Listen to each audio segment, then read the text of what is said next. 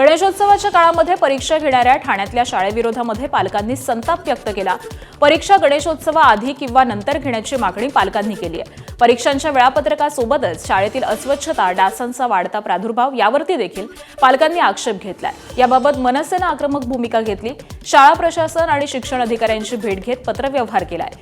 मागणी मान्य न झाल्यास मनसे स्टाईल आंदोलनाचा इशाराही देण्यात आला। मुलांना सणांचं महत्त्व हे कळलं पाहिजे की आपण सण कसे सेलिब्रेट करतो आणि या सणाच्या दिवसांमध्ये जर तुम्ही एक्झाम घेतल्या तर how they will enjoy the holidays.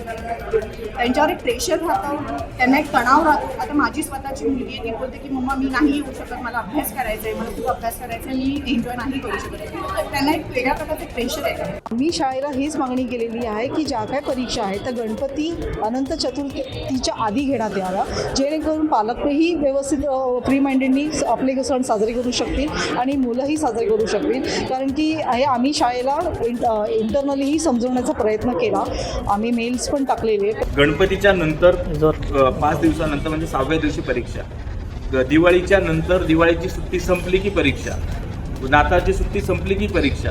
मला एक गोष्टच कळत नाही की मुलांना सुट्टी का दिली जाते, तर त्याचा आनंद घेण्यासाठी, तो सण साजरा करण्यासाठी। परंतु ह्या सगळ्या मुलांच्या जे दिवस आहेत सुट्टीचे, ते सगळे तणावाखाली जात आहेत। आणि हे गेले 2-3 वर्ष चालू आहेत। पालक तिथे कंटिन्यू सांगतायत त्यांना की आम्हाला ह्या प्रकारचं शेड्यूल नको आहे, आम्हाला चेंज करून द्या, परंतु कुठलीही दाद देण्यात येत नव्हती। विद्यार्थ्यांच्या मानसिकतेचा विचार करून आणि विद्यार्थ्यांना कसं सोयीचं होईल या पद्धतीने आणि बोर्डाच्या प्रचलित जे त्यांची पॉलिसी आहे, धोरण आहे, त्याच्यानुसार परीक्षेचं जे टाईम टेबल आहे त्याच्यात बदल करण्यासाठी मी शालेय प्रशासनाशी ऑलरेडी बोललेलो आहे। त्यांना पुन्हा एक पत्र देऊन पालकांनी आता मीटिंगमध्ये जी मागणी केलेली आहे त्यानुसार आपण विद्यार्थ्यांना कसं सोपं करता येईल या पद्धतीने टाईम टेबल तयार करून परीक्षा घेण्यासंदर्भात त्यांना मी सांगणार आहे।